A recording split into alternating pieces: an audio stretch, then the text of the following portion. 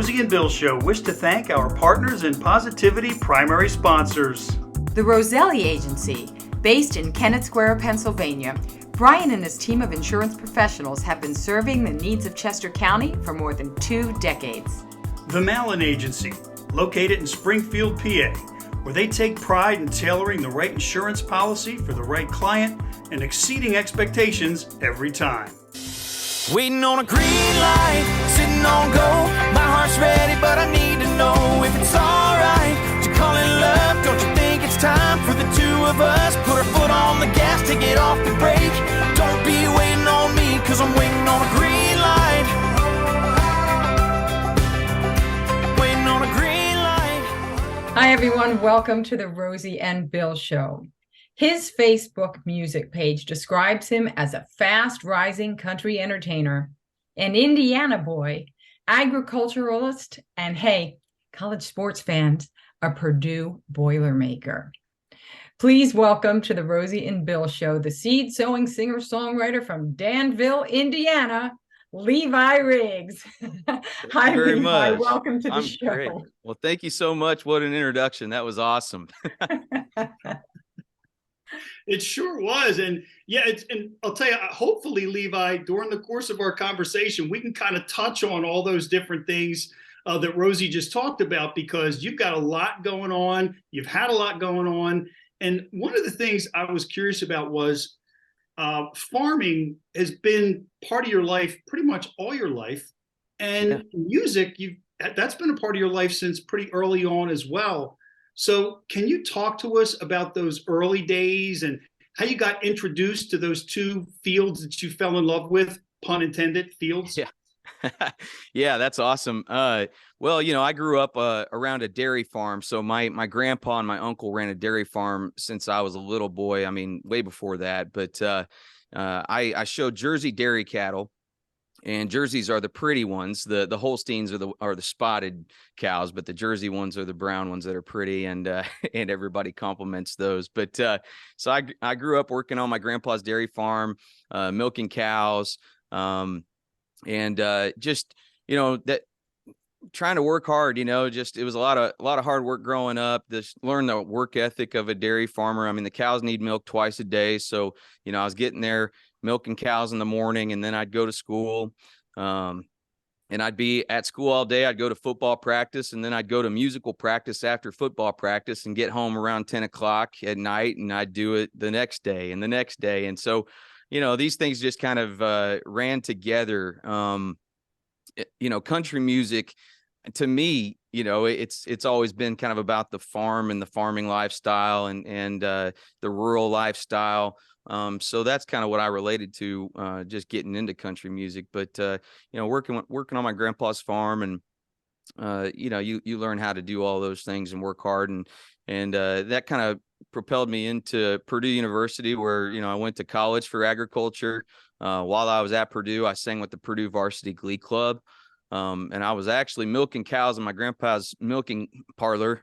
When I got a call that said I had made the group, that I made the Glee Club, and they're a world famous Glee Club. We sang in Carnegie Hall and Times Square, and got to travel all over Europe singing with those guys in college. So it was a great experience for me, but it tied in music and agriculture. I got a degree from Purdue in agriculture and got to sing. So that's been my life, my whole life.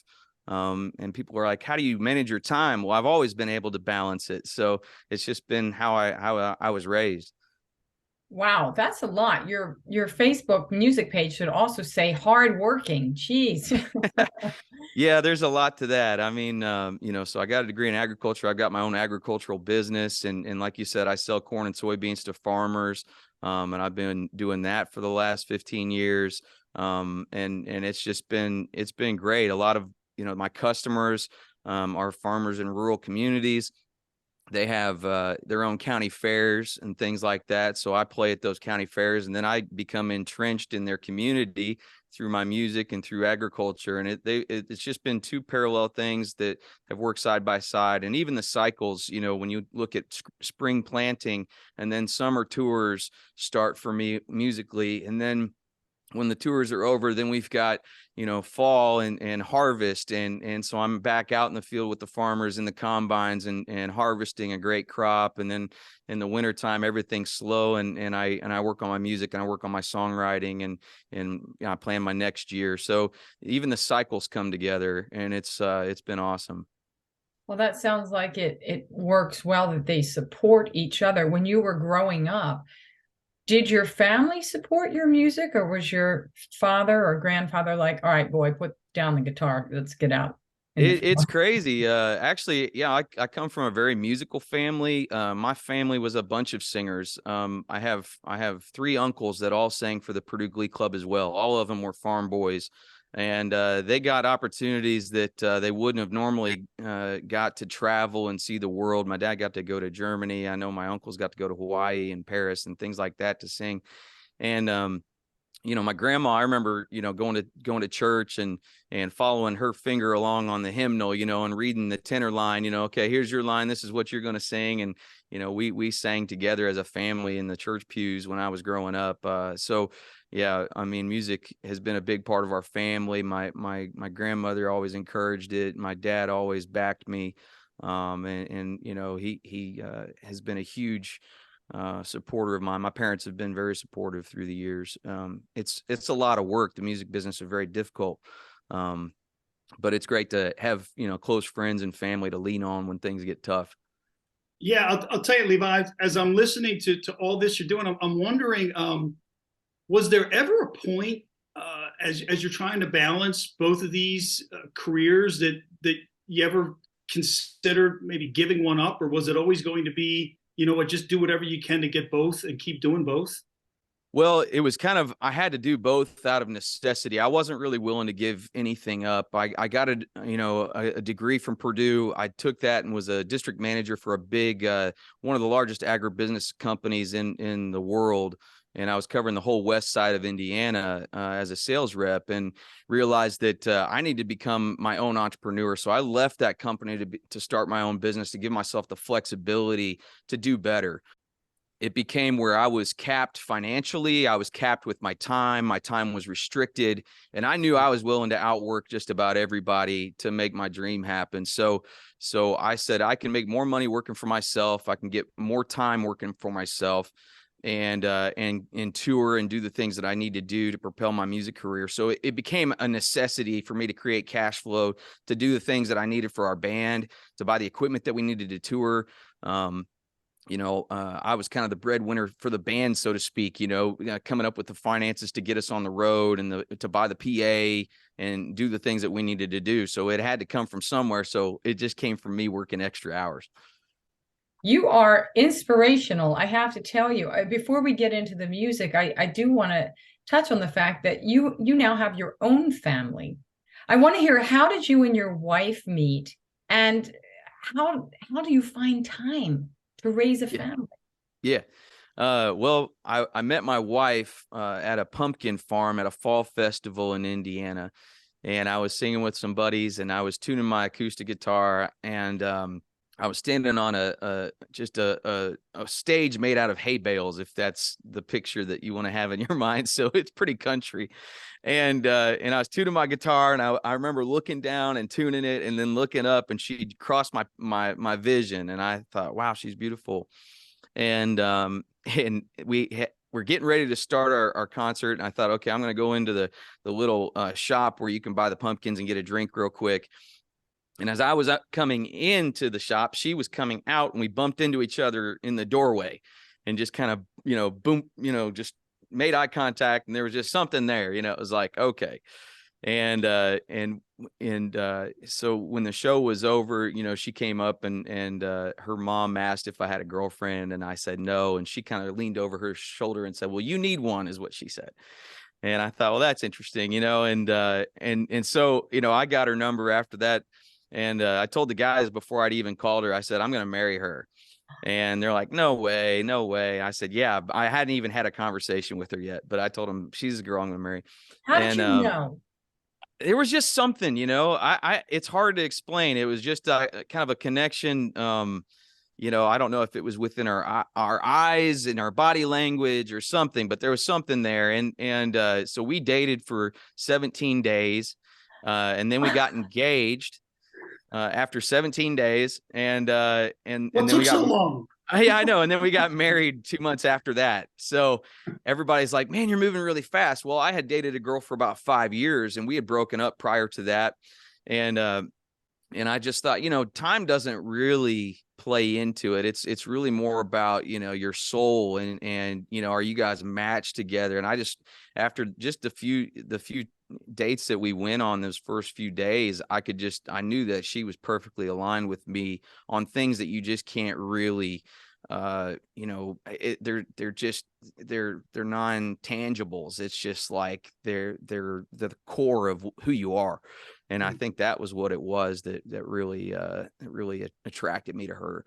Now we have 4 kids, so their age ranges are 10 all the way down to 2, and three girls and a boy, and the boy's in the middle. But I mean, it's a loud house, and we've got a lot of cleaning to do, but it's a lot of fun. All their personalities are different, and we just have a blast as a family. So we're just having fun, and you talked about how do you do it all and how do you prioritize it? And my family always comes first, and it's actually making time for that to happen, and I try to be as involved as I can. Luckily, I can be home during the week and then on the road most weekends. Friday, Saturday, Sunday, I'm pretty much on the road. But the summers get busier, but I'm lucky to be home. I'm home a lot more than my dad was at this time, in their lives. He's around a lot more now, but he was a very busy businessman. So I kind of learned how to operate kind of independently, and just, prioritize the things that really matter. And it's like, what are the big keys that I got to get done in my week? But then, what are the key things that are going on in my kids' lives? What basketball games do I need to be at, or cheerleading or dance or any of those things? And so, my wife does a great job helping too. So it's definitely a team effort. Yeah, it's got to be. In fact, speaking of team effort, Levi, your wife's actually been in some of your videos too, hasn't she? Yeah, she was in Nothing I Don't Love, which we shot in Germantown and Nashville. And that was a one take shot that we started at one end of the sidewalk, and you take it all the way down to the end. And I can't remember how many times we had to do it. I think it was 3 or 4 times, but I think I might have walked a few miles that day just trying to get the shots right. But we had to try to get it all in one take, so we couldn't, and it was all timing each little scene. If you go to that video, you'll see all the different scenes within one frame. But yeah, she was in that one, and then she was in another one called Green Light, and we shot that up around Purdue's campus and kind of going to some of the famous areas of Purdue that people around there would recognize. But yeah, so she's been great, and I think she's only gotten more beautiful as she's gotten older too. So it's great. Well said. I'm sure she appreciates that vote of confidence there. That's yeah. wonderful. What are you most proud of, Levi, in your performance career? Just the opportunities that we've been able to create for my band, and some of the doors we've stepped through that really only open to musicians. It's crazy, but it's just, when you have a talent, that opens doors to things like Super Bowl parties and huge opening slots for huge concerts, and playing, in front of 7,000 people or 8,000 people, with Justin Moore or Josh Turner. Those were highlights for me so far. I mean, just getting out and just taking a dream and realizing it has been awesome, and changing my team's lives, and helping them believe in themselves and accomplish things with their talent, and seeing their talent and letting it shine are fulfilling things for me. We've just done so many cool things. I mentioned a Super Bowl party down in Dallas with Lee Steinberg, who manages Patrick Mahomes in the NFL world. But I got to meet Randy Travis there, and Serena Williams, and just some legendary artists and athletes. And it's just crazy how writing a song can open a door and somebody hears it and then your life changes. And that to me has been amazing. Things music can do that nothing else can do. Well, I'll tell you, speaking of things music can do, I love your new single, Pour Some Whiskey on It. And what it can do, I think, is make people think, make people move. I mean, it is, I have this acronym, Levi, that I came up with for certain types of songs in country music. I call it KAC, Kick Ass Country. And this Yeah. is one of those songs. I mean, where did the inspiration for it come from, and how cool is it to play live? Man, it is awesome to play live. The inspiration came from my manager, Ryan McMahon. And he had worked with Noah Henson from Brantley Gilbert's band. And he's like, I've got to team you guys up. They've got a song, and you are the vehicle, you are the voice that can really do this thing. And so I heard the demo of it, and I thought, man, I can make this, I can make this song rock. And it was kind of crazy because I had gone on a bunch of shows. I'd actually kind of lost my voice going into the recording session, and I was pretty worried about it. So Ryan hooked me up with the world famous vocal coach, Brett Manning, and I had just a quick session with Brett to unlock my vocal cords. I was just really having a hard time. The next day we got in the studio, and I just found some stuff that I didn't really know I had. I sang 3 octaves on that song. I started singing the bass. I was like, let me just kind of warm up and do some bass stuff on this and just thicken it up a little bit. And then I did the main melody line through it. And I thought, man, I'm hearing a lot of really cool high harmony stuff too. So let me sing that too. And it was just like magic working with Noah. We used Lester Estelle on the drums from Kelly Clarkson's band. And I mean, the track is so heavy and so thick, and it's just like, these guys have got some serious rock and roll going on in here.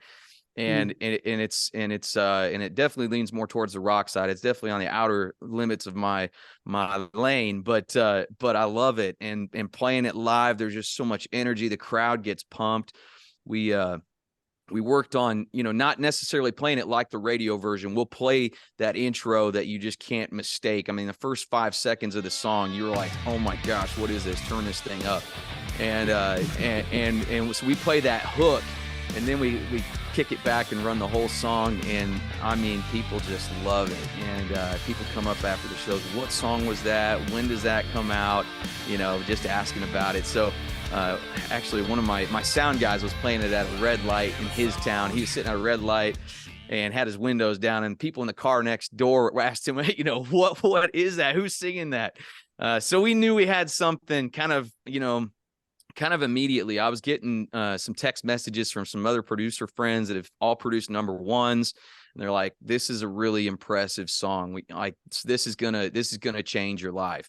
And so right now, it's kind of like the industry knows about it, and we're talking about it, and now we're starting to kick in on the streaming, and then in January we'll get out to radio with it. But it's just one of those things that is starting to kind of create more of a grassroots kind of grass fire. It's starting to spread, and I think it's going to blow up. You rock out on that song. It does not seem like it's out of your wheelhouse in the least, or on the outskirts of it, because Yeah. it feels really, really natural to listen to it. It's like your voice was meant for it. Well, So I appreciate it. that's, Man, yeah, it's so much wonderful. fun. Thank you. Thanks for the compliment. And it's definitely a challenging vocal song. I mean, it's all over. The range is rangy, but it's like these guys believed in me to hit it. And so I'm excited about it. I think, it helps me do some things that differentiate me relative to other artists. I mean, you'll hear a lot of songs in country right now, especially that are just kind of running along a couple different notes through the whole song. And this is just top to bottom, just all over. So Wow. I think that'll be a differentiator. That's great. What can fans look for in 2023 from you? It's going to get really busy for us. We're being pitched to some major tours. There's a lot of things that I'm excited about.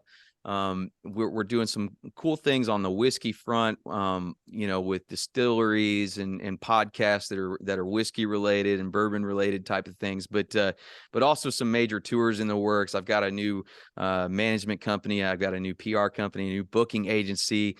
I feel like I've got the team around me that can help me get where I need to go, and they believe in me, and I believe in them. It's like I want everybody to win, so I feel like we can get it done. Well, Levi, I'll tell you one thing. Based on your talent, your work ethic, your determination, we have no doubt that you're definitely going to get it done. And we believe that 2023 is, I mean, you've had some great success, but I think 2023, you're going to go into a whole new stratosphere on every level, for sure. Well, I appreciate it. I mean, coming out of these tough times, these last couple of years, it was just all about, okay, we had momentum going into the pandemic. And of course, everybody lost whatever momentum they may have had.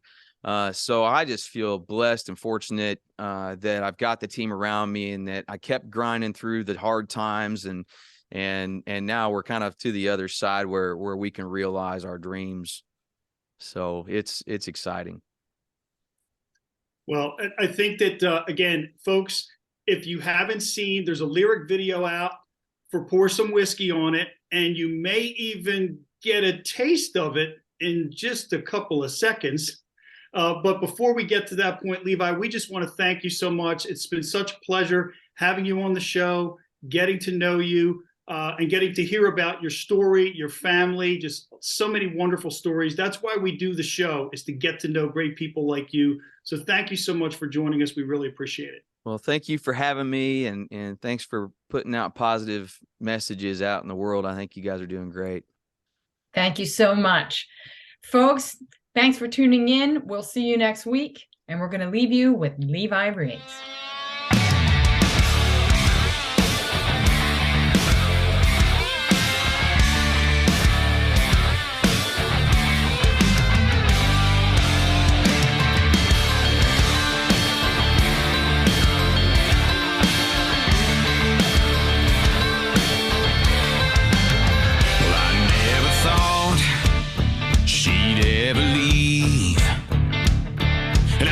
The kind